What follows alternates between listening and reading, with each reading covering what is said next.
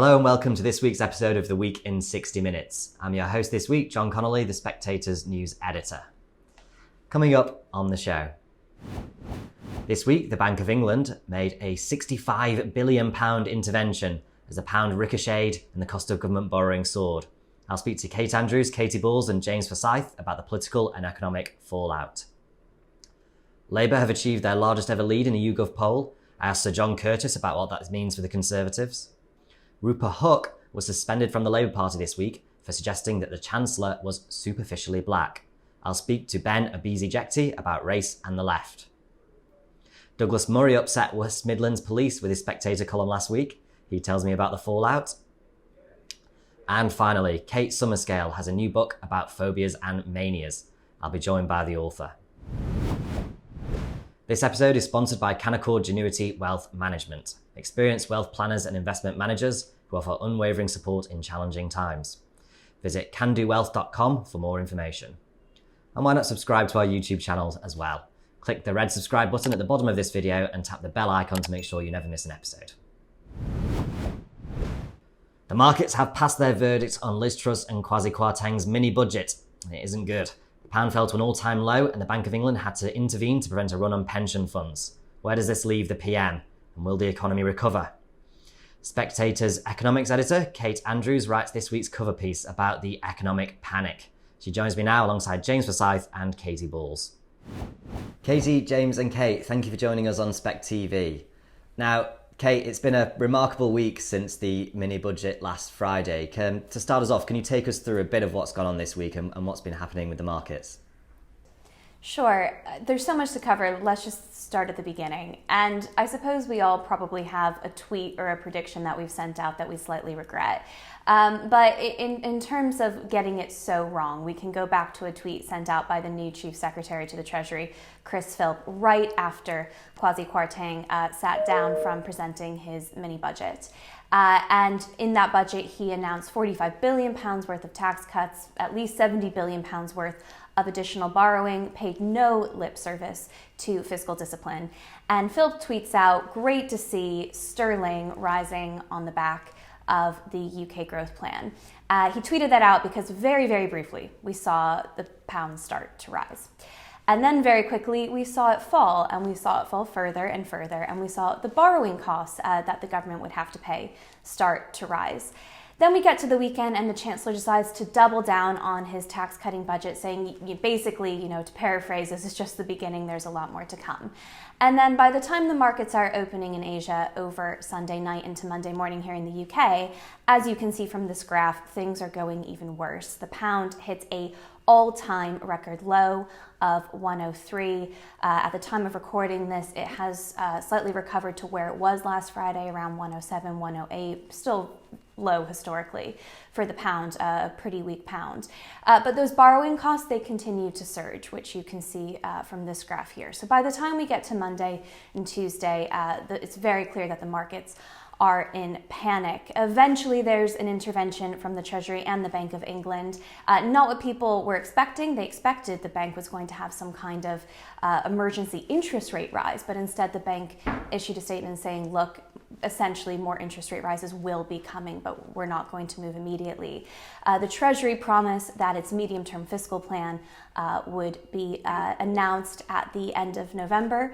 And, a lot of people are saying that's very far away. We need more details now, but they at least paid lip service to the idea that some kind of acknowledgement about how much all this was going to cost was coming. Now, I should note, there is an international story to be told, as well as a domestic one. It so happens that Kwasi Kwarteng stood up and presented this budget in the weeks in which it became clear that something was fundamentally changing in terms of the economic era that we've been in of cheap money and extremely low interest rates. Across the world, the cost to borrow has been going up. Bond yields, which are the interest rate that governments borrow at, have been rising for essentially all Western countries. In Germany and France, they're at a 10-year high, as you can see from this graph. But of course, what you'll also see on this graph is that while countries are seeing their borrowing costs going up, since this mini budget, the UK's have run away and they have experienced a higher rise than almost any other country.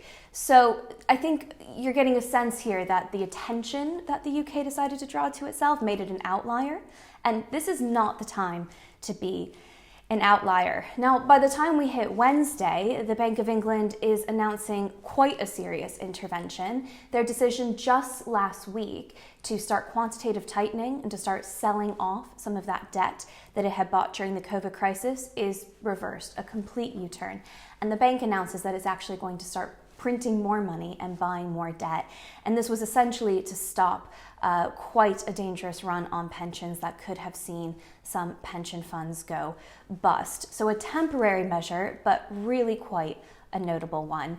All of this is meant to give the government a little bit more time to come up with what its strategy is, what it's going to announce next, and how it's going to signal to markets that it is aware that it needs to be fiscally responsible and to get markets calmer and more under control. But at the moment, we don't see indication of any kind of speeding up from Downing Street to make those announcements. Liz Truss has been doing a regional media tour and a local media tour talking about her plan, and I think trying to sell it a bit more, to explain to people what she's thinking, why borrowing in the short term, she believes, will lead to a lower tax and higher growth economy, which she hopes will pay for itself. But at the moment, there's no signs of backing down. There's no signs of a U-turn from a government. We continue to watch the markets closely. And John, I suspect we're going to see more surprises along the way. And on that, James, do you think, so as Kate says there, the Bank of England had to step in. Do you think that's calmed things down with regards to pensions, for example? I know there was a lot of worry that you've mentioned before that it could be sort of very bad things going on with our pension funds. Do you think that's been sort of held off now? Yes, until October the 14th, because this Bank of England intervention is unlimited in terms of quantity, but it is time limited. It stops on October the 14th. And I think there is a clear reason for that when you talk to people in the city familiar with the bank's thinking, which is the bank is saying Parliament returns on October the 11th, and we are essentially giving the government until October the 14th to have regained the confidence of the market so that you don't see these spiking borrowing costs. At the moment, the government doesn't intend to set out its fiscal rules until November the 23rd. I think the question is, can that hold? Are they going to have to move that forward? I'm not sure it is sustainable, given what has happened in the markets, to say you'll have to wait 6 weeks to find out what our plan is. And Katie, what do you think the reaction to this is inside Number 10? What sort of sense do you get what they're thinking? They can't be entirely calm now about all this. Yeah, I think it's been a really interesting one because initially, and I think particularly on Friday, it felt pretty studs up in terms of the attitude. And I think that the Chancellor, the Prime Minister, their inner circle ultimately felt that they were doing something quite bold. The markets, might think what they think, but they would get on board and actually just hold your nerve. And I think, as Kate just so excellently laid out, the events that have happened since then, I think you now got quite a lot of shaky ministers, members of the cabinet saying, wait, did you really account for, the fact that mortgage offers are being withdrawn, the fact that ultimately the market is betting on a huge jump, a spike in interest rates, which means lots of pain for those who need to renew their mortgage, those who are on tracker mortgages. And obviously MPs are starting to panic because they're getting lots of worried calls from constituents who are saying, am I going to be able to keep up with my mortgage payments? What does this mean for me? And that, I think, gets to a point where, even though I think we see in the fact that Downing Street almost is quite separate to some of this, they're talking to one another, and I think have probably taken a bit longer to really get a sense of the concern, I think, in the wider party and country. I think there is now perhaps a belated acceptance that this budget has not gone to plan, that it has had undesirable effects, and what do you now do at this point? I think there's still a sense that the best thing to do is to push on, and to change to tactic would be to lose political capital. But I think Liz Truss and Kwasi Kwarteng are now in a world where there are no good options really in terms of how you respond to this, because you can try and see it out, you can hold your nerve, but the markets are obviously looking for a change. And the other option is something I think some ministers and MPs would like to see, which is a change of tack. Now, Liz Truss did say that she was going to borrow to fund tax cuts, but I think where there is anger I'm picking up on amongst ministers is she talked about the national insurance reversal, and she talked about corporation tax. What she announced on Friday, or what Kwasi Kwarteng announced on Friday, went above and beyond that. And therefore, there's a problem in the sense, I had one former cabinet minister say to me, the politics are awful and the economics don't look good either. So they effectively feel they're in a double loss period. And therefore, what is the least worst option for Liz Truss? Some people have been saying, or some MPs, she needs to remove her chancellor, Kwasi Kwarteng. He does not have the confidence of the markets. I think that is something she'd be incredibly reluctant to do. I also don't think it would really fix the problem, given this is Liz Truss's economic strategy. It's really hard to say, oh, it's all because of this person over here who I helped plan the whole thing out with. And also, it's not clear that she wants to massively change tack. Then I think one thing I think we're going to see MPs calling more for is to, at the very least, delay this idea of abolishing the 45p rate for the highest earners. And I think that would clearly suggest that Liz Truss was U-turning. So we say, oh, this lady is for turning. She does not actually have, these steely nerves. But it is, I think, where lots of MPs are now feeling is if you need to send something, it might not get the markets back on side or regain full confidence. But I think looking ahead to the fact that Kwasi Kwarteng and Liz Truss are going to have to send some signals, and that could be spending cuts. And so how politically sustainable is it to, at a time when you are saying no to some of these pay rises, where tightening of belts, mortgage rates going up, to really have this tax cut for the highest earners? And I think that's just one to watch. Notably, in the regional interview round Liz Truss did this morning, she didn't massively defend that. She was trying to talk instead about energy support. So while I don't think it's where number 10 are right now, I wonder if that's perhaps one of the landing zones. So that might be where we're going on the political side, getting rid of the 45p top rate. Katie mentioned there that might not restore confidence when it comes to the markets. I mean, what can Liz Truss do now to do that, or have they just been completely spooked by her premiership already? Well, they've definitely been spooked, but there are certainly things she could do to calm the market jitters. I think Katie's laid out really well why that's going to be so politically difficult. The obvious one is when Kwasi Kwarteng announces his medium-term fiscal plan, he could get things back on track by talking about essentially the other side of the ledger, which is the spending side. And there are options that are already being floated in the press and speculated about. Perhaps they won't give an inflation raise to departmental budgets, for example. If they were to freeze spending where it is now, that would be, in real terms, certainly a spending cut, quite a substantial one. But then you have to ask yourself, is this government really prepared going into this winter as people's energy bills are rising, as the NHS is quite clearly on its knees? Are they ready to say, real-term spending cut for healthcare, real-term spending cut for education, real-term spending cut for criminal justice, in which the backlog is atrocious, real-term spending cut for defense, which Liz Truss has promised to actually increase defense spending quite significantly in the coming years. That's going to be politically very difficult, and as Katie pointed out, with that 45p tax rate gone, it's very hard to say, well, look, we're going to cut over here when actually we gave this tax cut. Now, in terms of the numbers, I think you can make the argument there that the 45p rate actually, compared to everything else she decided to cut in terms of taxes last week, is very tiny amount. It's about £2 billion worth of the £45 billion of tax cuts. So, it isn't the case that perhaps cutting that top rate means that other things can't be funded. But that, of course, will be the narrative. And it's going to be quite convincing political narrative. So I think that puts them in a really tough position. I suppose they could roll back on some of the things that they've announced. That would be another way to make up for the holes in the public finances that they have grown, to say, actually, okay, maybe we won't completely roll back, but we'll change the timelines, and that tax cut won't come in April, it'll come in 2024 or something along those lines.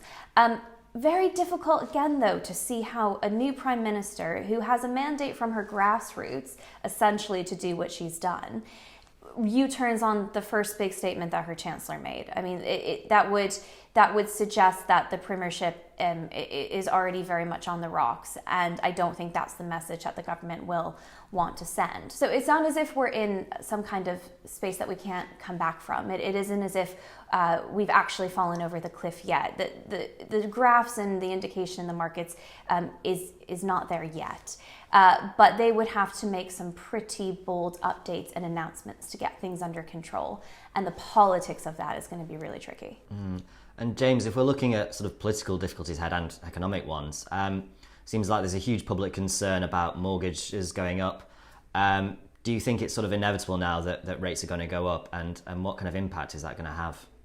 I think rates were going to go up to some extent anyway. I think the problem that the government have done is they've meant these increases in interest rates are going to be sharper than they would have been previously, because as Hugh Pill, the chief economist of the Bank of England, says, one of the things that requires a significant monetary policy response is this loosening of fiscal policy to the extent that the Truss government did last week. And so interest rates are going to spike, and that is a real problem for the Tory party, because look at the last election. The Tories trailed by double digits among people who rented their homes in both the private rented sector and the social rented sector. Among people with a mortgage, they had a 10-point lead. And they are just about, as one veteran Tory backbencher to me said, they've just put a massive tax on their base because they have driven interest rates up higher than they otherwise would have been. And I think this is the real flaw here, which is, lots of the attention is focused on the value of sterling and how sterling has fallen to it touched record lows against the dollar. But I actually think in terms of the viability of the Truss plan, the two biggest issues are that the cost of government borrowing has risen so much, right? And if you go back and read Kate's absolutely excellent primer on Trussonomics, the whole thing is predicated on the idea that the markets would be happy to fund at low rates this, in inverted commas, transition to a low tax economy. That idea is not working out right now, to put it mildly. And then the second issue is, as interest rates rise, that hits people with mortgages. It's ultimately going to hit people who rent too, as landlords pass that cost on. And that is going to depress economic activity because people are going to have less discretionary money to spend.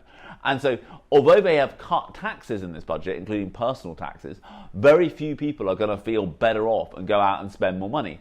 And so, at the moment, this whole budget was meant to be about going for growth. I am struggling to see where the growth comes from. And that 2.5% growth target now looks very ambitious.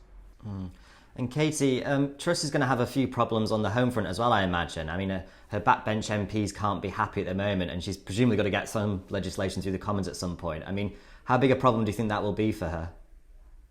I think it's a big problem. Ultimately, Tory MPs are very unhappy right now. To be fair, you look at past years, it's not a particularly new thing, Tory MPs being unhappy. But I think it is surprising how quickly this has come to a head. I think ultimately Liz Truss made the decision to chuck so much in the mix on Friday because she and her team were aware that ultimately over time political capital dwindles. It tends to go down, not up. So why not at your moment in maximum strength try and push as many things through as you can. But obviously the byproduct or the result of that, so to speak, is the fact that her political capital has fallen because the markets have reacted so badly. That in turn is spooking MPs because constituents are worried. And one of the things Kwasi Kwarteng and Liz Truss can do to try and reassure the markets is not just obviously pointing to where there will be some spending restraint, which isn't really going to be a massive vote winner, if we're being honest, at least in the short term, but they can also talk about the supply side reform. Now, there were hints of this on Friday, but ultimately supply side reform, so it is tricky, it tends to be unpopular, and it requires lots of votes in the House of Commons. So you need to get, your cabinet on side to really front some potentially unpopular measures, and whether that's planning. Also, we know Liz Truss, for example, on immigration wants to relax the cap for certain occupations. So you need to get your cabinet to front these things, and then you also need to get on some of the aspects of this, so relaxing of regulations and so forth, for MPs to vote this through. And we already saw how disruptive and how tricky it was for Boris Johnson, but even with a majority of 80 that he won, in the region of 80, and he won that. So I think it does look tricky, and that's why actually you get back to the sense amongst MPs. And I think Julian Smith, the former chief whip, went public yesterday saying the government can have a growth plan, but it's going to need changes. And that's when you get to obviously Liz Truss has an economic problem, but she also has a political problem. And I think that's why right now it's quite hard to see, without a big change in terms of how the markets are responding, which could reassure MPs, how she doesn't have to do something to signal to MPs, or give them something if she is going to have to then get the help to push all these various reforms through. And finally, before we go, Kate, we also had quite an unusual reaction to the mini-budget this week from the IMF. Can you tell us a little bit about that and why that intervention was so strange? Well, the International Monetary Fund ended up releasing a statement, albeit I think in response to journalists asking them about what they thought was going on in the UK. And the statement was essentially a telling off, a suggestion that the UK probably shouldn't be increasing borrowing at this time. As you can see from our inflation graph, and I'm sure as our viewers are well aware of, inflation is close to 10% in the UK, and the IMF suggested that some of these tax cuts could be inflationary. But actually, the biggest telling off, and I think the strangest part of the reaction, was that it was making direct comment on the decision to cut taxes for high earners. And how perhaps there was an ethical issue with that decision, looking more at how they perceive the ethics rather than how they perceive the economics. Now, this is a gift to Truss's critics because they can say the IMF has intervened, and in normal times that would be a huge statement, but in this case it really was a telling off. It is also, however, ammo for those who are Truss's supporters, because this is exactly the kind of thing that they mean when they talk about the orthodoxy, the Treasury orthodoxy, the economic orthodoxy that they want to take a hammer to. The IMF, frankly, does have a very political history of focusing on inequality, specifically feeling that a reduction in inequality is a good thing in and of itself. That's something that Truss and Kwarteng reject. They reject that premise, and that was very clear in the mini-budget speech when Kwarteng said, this is the end of redistribution politics, we're now going for growth. Their focus is on growing the size of the pie rather than the actual inequality between, say, different income earners.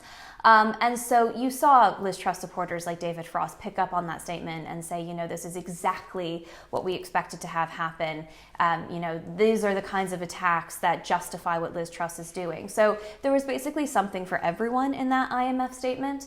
And I think it is a reminder that whilst it has obviously been a very tricky week for Trussonomics, and the first time it's been tested, it's come up against a lot of hurdles, and I suspect that there will be more. But it's also a reminder that there are a lot of people out there who do feel like there's an orthodoxy that needs to come to an end, who still are insistent that she's doing the right thing and want her to hold her nerve. And they hope that the markets will calm down, that a bit more reassurance from the Treasury will help things along, and that ultimately, even if the response hasn't been great, the individual policies that she announced are decent ones. And I think you're going to continue to see that debate play out. Whilst this has been an explosive week in terms of the markets, it certainly has not ended the debate, I think, between the Trussonomic supporters and those who are far more skeptical. Brilliant. Thank you, Kate. Thank you, Katie. And thank you, James. If you enjoy Spectator TV, then why not subscribe to the magazine? Go to spectator.co.uk/TV offer to try 1 month of the magazine in print and online for free. Labour surged to a 17-point lead of the Tories in a recent poll, their largest ever in a YouGov survey. Polling expert Sir John Curtice joins me now. Brilliant, John. Thank you for joining us on Spectator TV. We've seen this week Labour's biggest poll lead yet over the Tories in I think it was a YouGov poll. How bad is it looking for the Tories, would you say, in your view? Well, it's looking pretty bad. We've now had 4 opinion polls conducted since last Friday's fiscal statement, or mostly conducted since Friday's fiscal statement. They vary in the extent to which they suggest there's been a swing away from the Conservatives towards Labour. But on average, they now put Labour 15 points ahead. And checking back through the records this morning, I think this is the highest sustained lead that Labour have enjoyed in the polls since David Cameron first entered Downing Street back in 2010. There were some pretty substantial Labour leads in 2012, 2013, but not quite on this scale. Now, in part, that is a reaction to last Friday's fiscal event. Before last Friday's fiscal event, the Conservatives were only 9 points behind in the polls. The figure's now increased to 15. But the fact that the Conservatives were 9 points behind last Friday is an indication of the other problem that the Conservatives have now, and the other problem that underlies their position in the polls, which is that basically the accession of Liz Truss to the party leadership produced very, very little in the way of a balance. The Labour lead narrowed by a point between the end of August and before last Friday. Now, of course, she wasn't helped by the fact that the period of national mourning didn't give her much chance to impress herself on the public.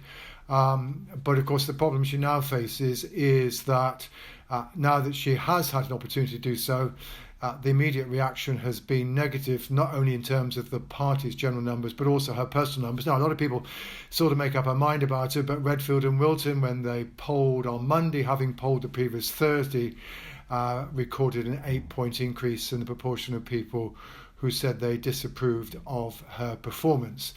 And it's pretty clear that the budget itself, so-called non-budget, went down pretty badly. A few indications, for example, from YouGov. They find around 3 times as many people thinking that the budget was unfair than fair.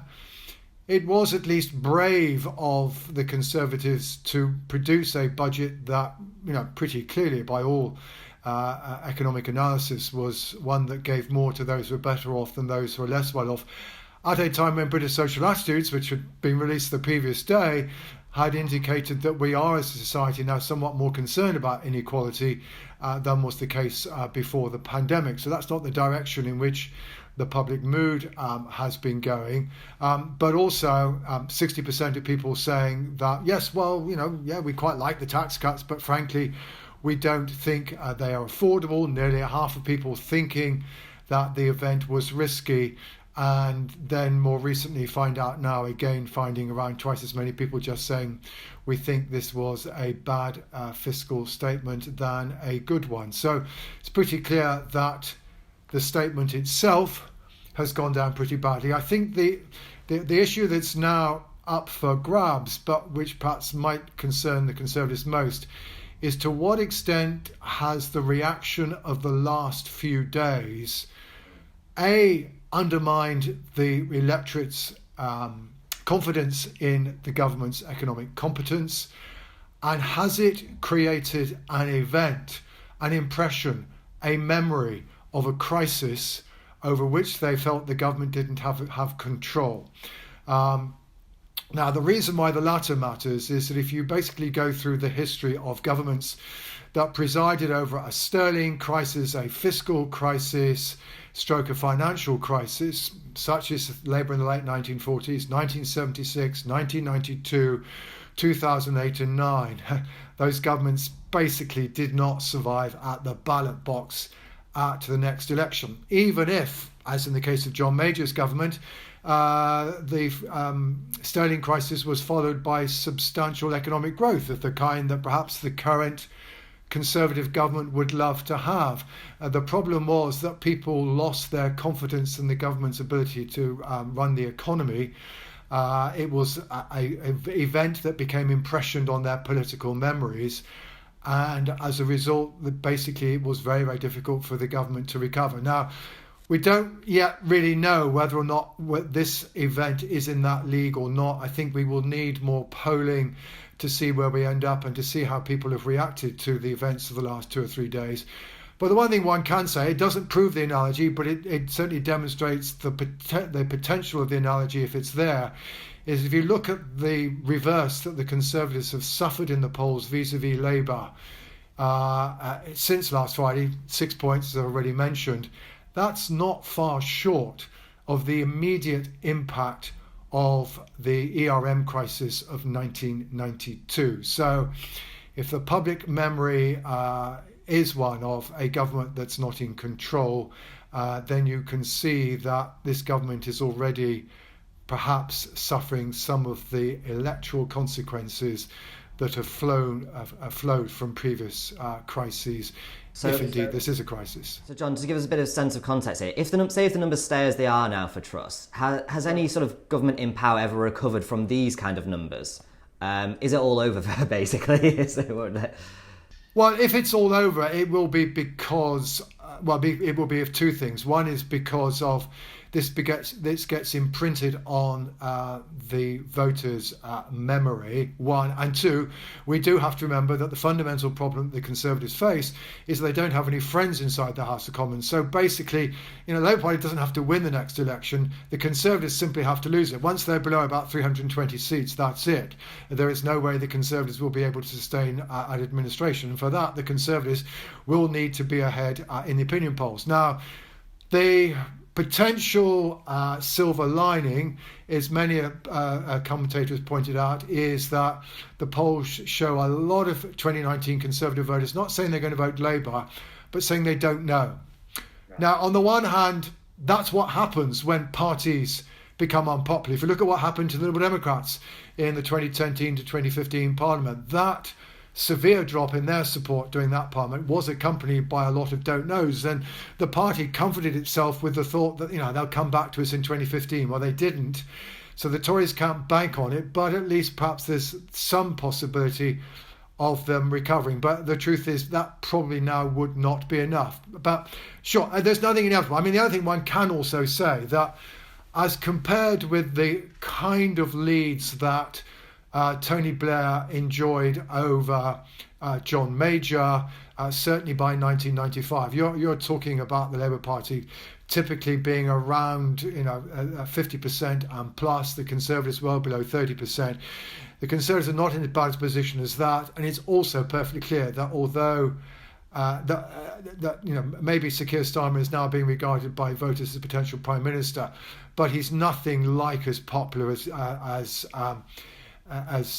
Tony Blair was 2 years out from an election. I mean, Tony Blair had twice as many people saying they were satisfied with him more than dissatisfied. On Ipsos Mori's measure, Sir Keir Starmer is still in quite a lot of negative territory.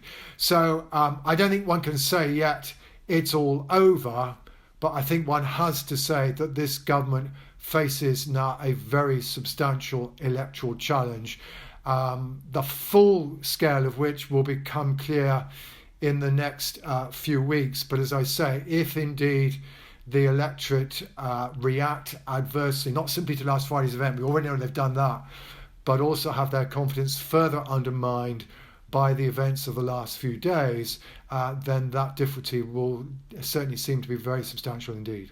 Brilliant. Thank you very much, John. Yet not all in the Labour Party are perhaps ready for government. Rupert Hook, who started this week as a Labour MP, has made headlines for her rather incendiary comments about the Chancellor Kwasi Kwarteng. Here's what she said. No, I'm sorry if I was not making myself understood clearly. He's superficially he's a black man, but again, he's got more in common. If you look at it's that Joe Cox thing, more in common.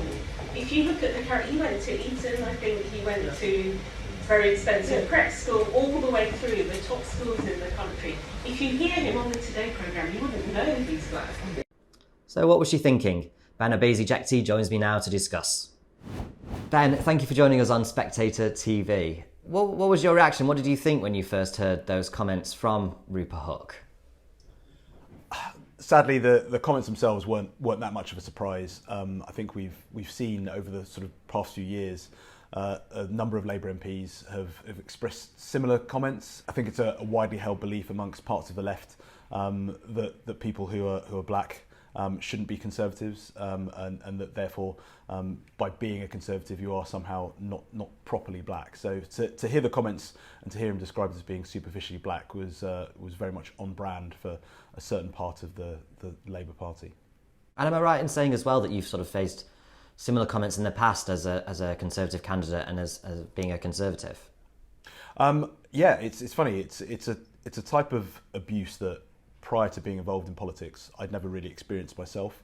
It wasn't until I was a candidate in the last election that I sort of started to get a sense that this was a feeling that was more widely held, and I was a candidate in Hackney North and Stoke Newington, and I found that I got a lot of grief mostly from the black community for being a black Conservative. I was very much the wrong type of black, and it was very disconcerting, to be honest. It really put me on the back foot, and I sort of bottom of a Twitter pile-on of that kind of abuse really makes you sort of stop and think and wonder what it is initially that you've done wrong. And it's only when you sit down and think about the facts so that you haven't really done anything wrong, you're just being true to who you are, that you realise what a sort of bizarre type of abuse it is to suffer. And so it's something that isn't really widely known and it isn't really widely experienced, and it's, you know, I thank Rupert Hook for bringing it to everyone's attention, but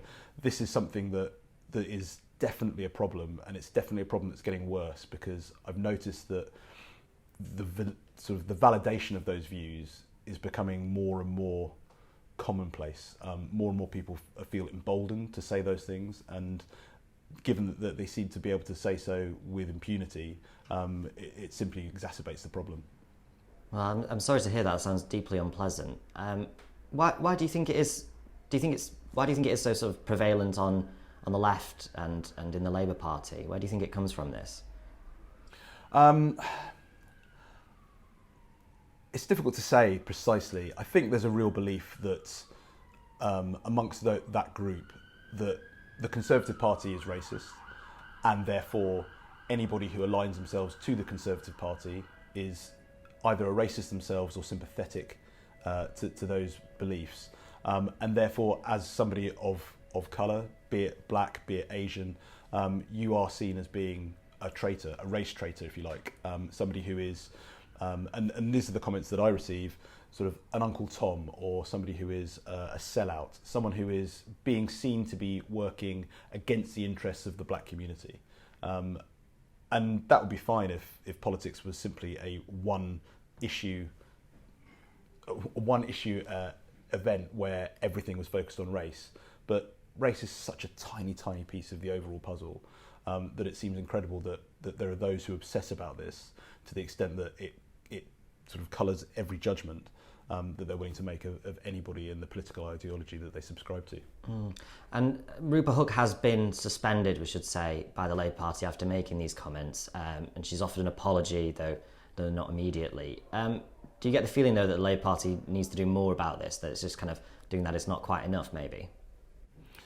I think it's interesting. The Labour Party was really credited for their swift response to the comments, but at the same time, only after the audio had leaked and the chairman of the Conservative Party had written a letter demanding for her suspension, and I think the Labour Party very much took the view that sort of discretion was a better part of valour, and actually to throw Rupert Hook under the bus was going to be the easiest option, particularly given that it clashed with obviously Starmer's speech, and they didn't want to take any of the shine off that. So I do have limited sympathy for their plight, but I think the interesting part is that in Rupert Hook's apology, you know, the classic 140 character tweet saying that her comments were ill-judged, she never explained why she said them, and she never explained what she really meant by them, and no one's really asked her what that apology means in context. Do you no longer believe that he's superficially black? Do you have an issue with sort of black people in the Conservative Party more widely?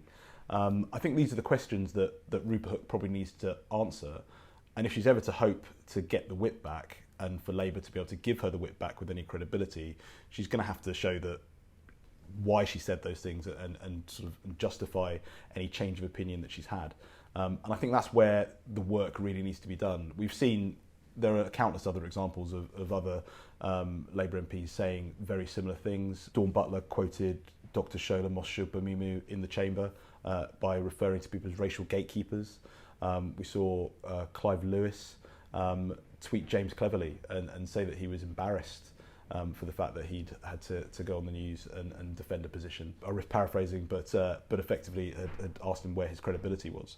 And so I think these are issues that clearly sit amongst those Labour MPs who are very much on the far left of the party. Do you feel, I mean, so the Conservatives have a particularly diverse cabinet at the moment, they've got sort of great MPs coming through from a variety of backgrounds. Do you feel like maybe the Tory party's got a bit of a healthier attitude to race than Labour? I think that's very much the case. I think the difference between the Labour Party and the Conservative Party is that the Labour Party very much takes its ethnic minority votes for granted. It expects people from ethnic minorities to vote for them. I think that's where some of their prejudice comes towards people who are on the right, who have conservative views. I think the Conservative Party trusts that people will subscribe to that ideology because it's what they believe in, not because of some personal defining characteristics, be they that they are gender, sexuality, race. I think it's very much the case that if you subscribe to this ideology, then you are welcome to join and you're welcome to be part of this. I don't think it's the case that people are expected to vote Conservative simply because of a certain sort of upbringing that they had or their sort of the background that they've grown up with. And I think in that respect, there is very much a healthier attitude. Brilliant. Thank you very much, Ben. Now, our columnist Douglas Murray can count many influential people among his readership. Certainly they might not all agree with him. One reaction to his column last week was particularly remarkable. It's a rather extraordinary story, so we've asked Douglas to join us on the show. So, Douglas, we're going to be talking a bit about your column this week, but that kind of follows on from your column last week. So can you tell us a bit about that for anyone who dared to miss it? Of course, if anyone missed it.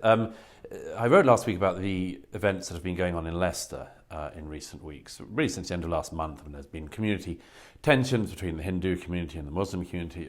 As a result, really it started, it seems, because of a cricket match at the end of August. And things got really nasty there. And I talked, among other things, about the fact that here were two groups of, young men. A lot of them seemed to be, or at least some of them seemed to be carrying some form of arms, and things were getting very ropey. And the local police were there as a thin yellow line. I mentioned in passing that there were several women there with sticks, and it didn't seem to me entirely adequate necessarily for two very, very, gung-ho groups of young men. And I mentioned in passing that, of course, I don't know if there was much trans representation, or indeed whether there were any gays at the event, because they weren't, whether or not they were dancing the Macarena, which is what we now expect, of course, of LGBTQI plus officers, as we know. So I mentioned that in passing as a real dig just at the fact that for years the British police have put diversity, they advertise diversity as the main thing. They don't really bother if you get your bike stolen. They don't really bother if you get your house robbed. They don't even look at CCTV, but they love to paint their cars rainbow. They love to have photographed high heels and much more. And so I think that one of my basic rules is that if you make yourself ridiculous, you should expect to be ridiculed. You shouldn't make yourself ridiculous, and then when somebody ridicules you, say, how dare you? What would make you do that? So, you're writing about a serious issue here. Sectarian violence breaking out in the streets of the Midlands, people getting hurt, there's widespread violence. You get a response to your piece from the police. Yes. What does that say? And that's what you're writing about this week. That's right. Well, it was, literally, the comment I just made was that there was a throwaway comment. It was humorous, if I may say so myself. And the police turned out to be enraged by it. I read, actually, since I got it in front of me, what the Chief Constable of West Midlands Police wrote. He wrote a letter to our editor. I see. You've dobbed in. To my boss. He dobbed me in. And he said, among other things, he said, if Mr. Murray were to rise from his comfortable chair and toddle up to the West Midlands, he would find plenty of women and LGBT officers more than capable of putting him on his backside if he came at them waving his sharp fountain pen. Now that's Sir David Thompson, who's the Chief Constable of West Midlands Police. He went on to say that his men, women and theys, I assume, know very well how to deal with the thugs they confront keeping the king's peace. So it's interesting he called the Muslim gangs thugs. Yeah. But anyway, and then others joined in. Louisa Rolfe, an Assistant Commissioner of the Metropolitan Police here in London, added that she said to me, we have room in a carrier for you. So a chief constable promised that his officers could put me onto my backside, i.e. beat me up, and then his colleague at the Metropolitan Police promised that they've got a police van for me. This is for making a dig at the stupidity of the British police's behaviour in recent years on these issues.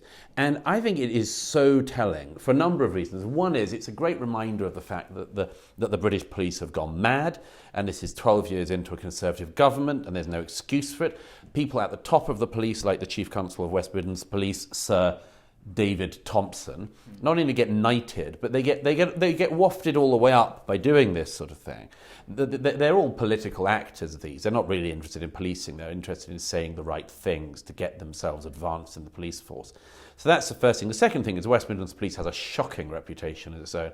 It's well-known a problem police force, and I'm glad Sir David Thompson has reminded us all of that. About 12 years ago, when Channel 4 revealed that there were preachers in the West Midlands area preaching jihad, and they did this.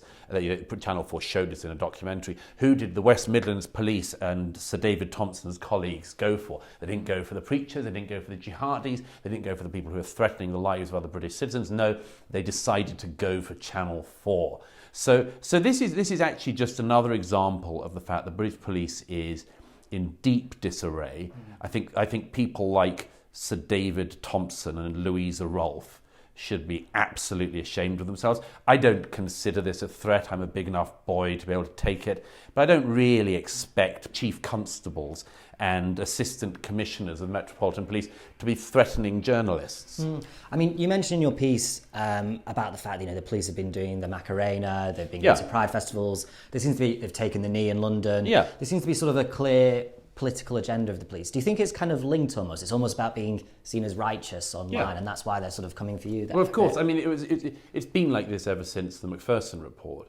They've just overcompensated on everything.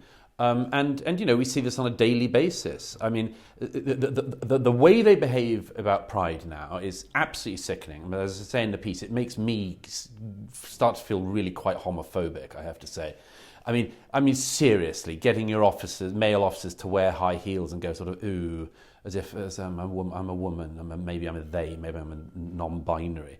It's like, no, stop people's houses getting burgled. Like, lock up rapists and murderers. And they've got really terrible rates for this. If you look at some of these police forces, like the West Midlands Police, if you look at their actual rates of catching people for what they regard as minor crimes, it's absolutely appalling. They don't bother chasing up this stuff. Oh, but they love doing the Macarena at Manchester Pride to show how on board with the gays they are. I don't give a damn about that stuff. I'd be very surprised if most British citizens give a damn about that stuff. What we do give a damn about is our police officers becoming political in an incredibly ugly left-wing agenda direction.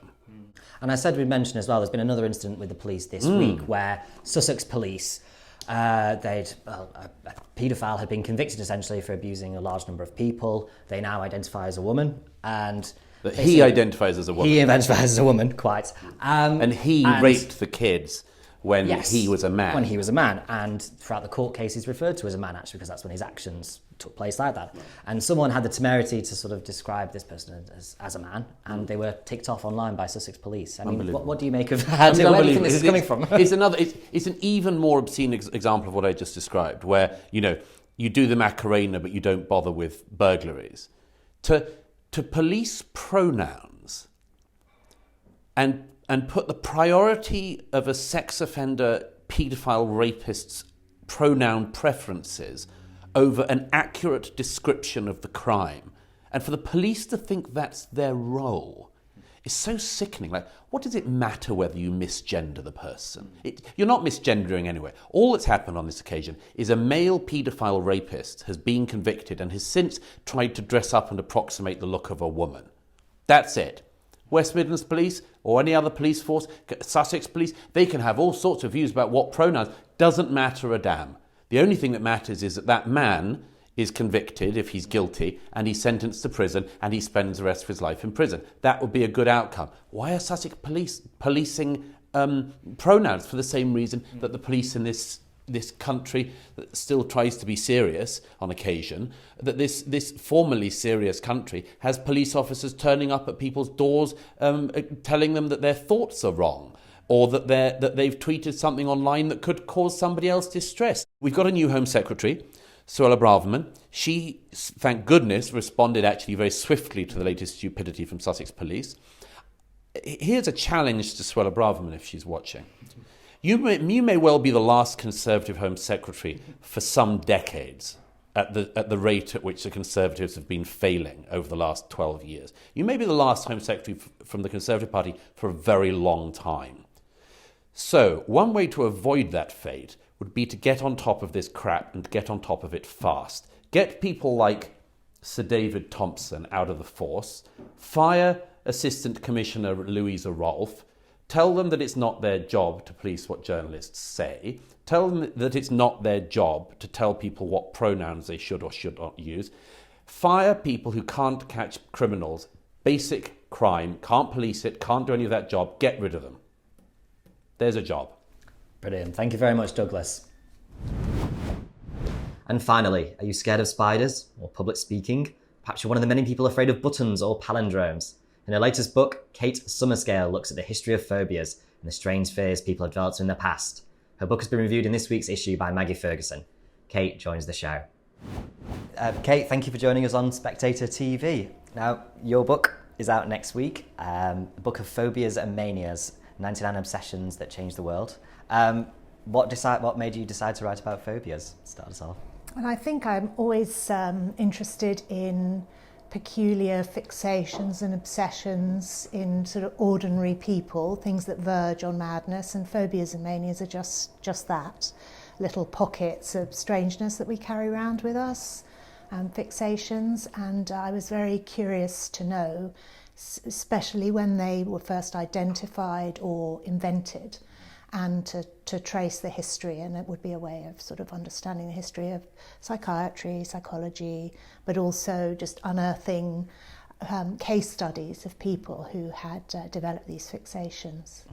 So you mentioned you've got all these phobias. We've got things like ornithobia to osmophobia. Did you have any particular favourites that you enjoyed coming across, or perhaps were surprised to see? Yeah, lots were very surprising and intriguing. I especially like the ones that were mysterious, like kumponophobia, which is a phobia of buttons, which is surprisingly common, I've found, by just discussing it with people. They'll often say, oh, my mother's got that. Or and Steve Jobs had it, which was why he wore his polo neck sweaters and chose not to wear clothes not many with buttons on an iPhone, is it?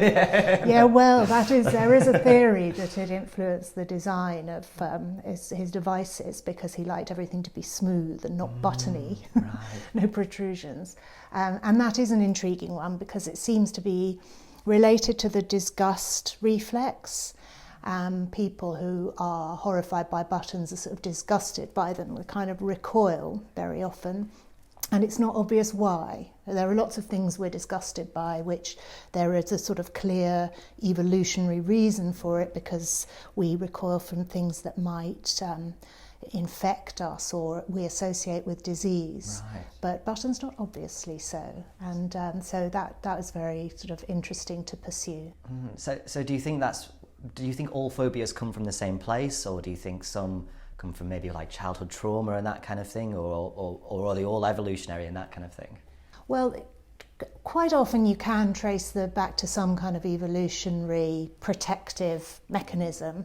So we're scared of heights for good reason, and of water similarly, and of snakes. They can poison us.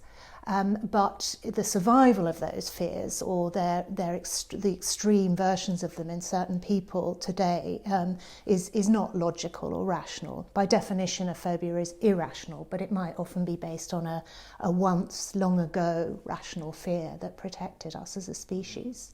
But the way that they get awakened in us does seem often to be associated with personal experiences, like a traumatic experience, a shock, but they can also be learned. They can be triggered by seeing them in other people around us, or by watching a film that awakens the fear and establishes it. So like all these psychological things, it's a mixture of what's latent in us and what's aroused by our society and our culture. Right. And your book is a history, so is there a particular time when you start to see phobias emerge, or have they sort of been around forever and that kind of thing? Well, I think they've been around forever, but they were only named as phobias and identified in the late 18th century. Benjamin Rush, one of the founding fathers of the United States, was the first to really treat them as psychological conditions, albeit in a slightly humorous way. And after that, the psychiatrists of the 19th century had a field day naming individual phobias and manias and classifying and locating all these quirks in people. And most of them were named in the 19th century and early 20th century. And do you think there was something about once you start measuring them and cataloguing them, it almost makes it worse if people can sort of fixate on them and think, what phobias do I have and what fears do I have and that kind of thing? Yeah, I think people, once something's given a name and a diagnosis, people recognise it in themselves, and perhaps they also sometimes almost nurture it in themselves and start to... there's a good example recently, a phobia called trypophobia, which is a fear and aversion to clusters of holes, irregular clusters of holes. And this was only identified in the early 2000s on the internet because people started sharing pictures and saying, does this disgust you? Do you hate this? And so a whole community of kind of hole haters emerged and realised, they sort of shared this aversion, and one of their number gave it a name. And so that was definitely something that by identifying it, people sort of started to feel it. It can be almost contagious, or it was something, just an unnamed, underlying fear that was suddenly given a diagnosis.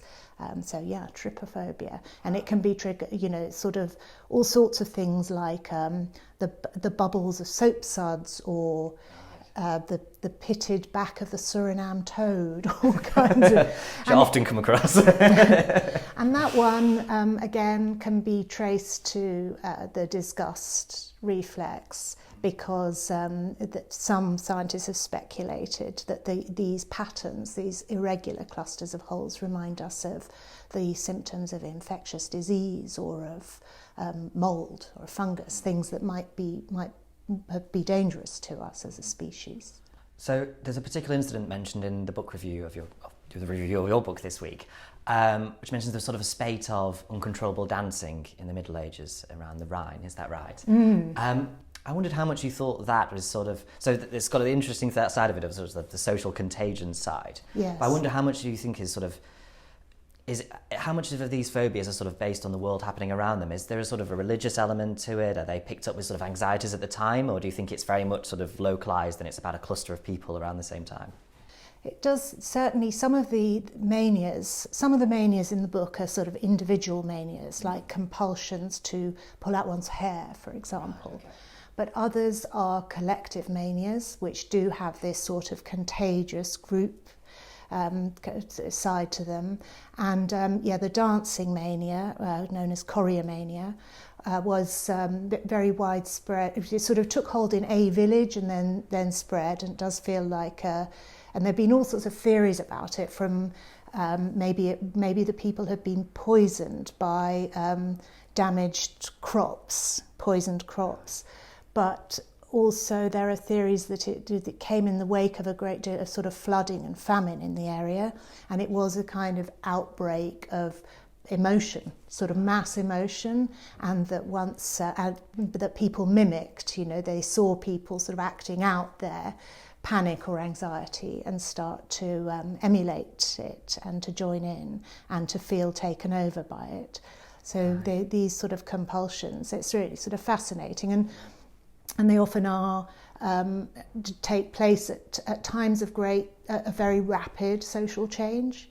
So when things change in a community, there's suddenly the community's open to the wider world, or there's a great deal of suffering and death, then maybe a mania will sort of be a way of expressing the anxiety that's felt or the grief. Right. And finally, are there any sort of cures for phobias, do you think, that you've come across, or do you think that people can successfully be cured of phobias that you've come across? Yes, there are lots of extremely effective treatments, cognitive behavioural therapy, sometimes medication, talking therapy.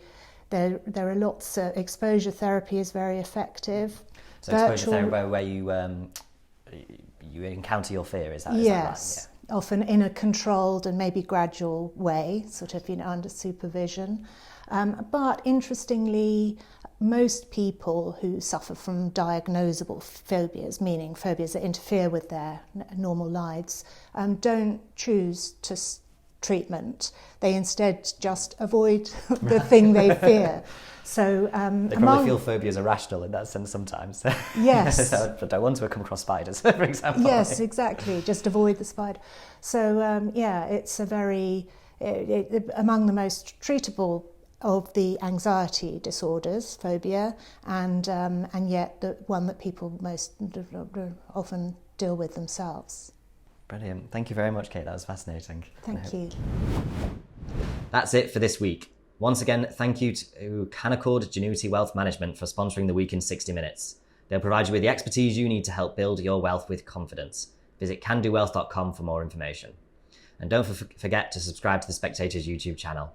Just click the subscribe button at the bottom of this video and tap the bell icon so you never miss an episode. Thanks again for watching, and do join us again next week.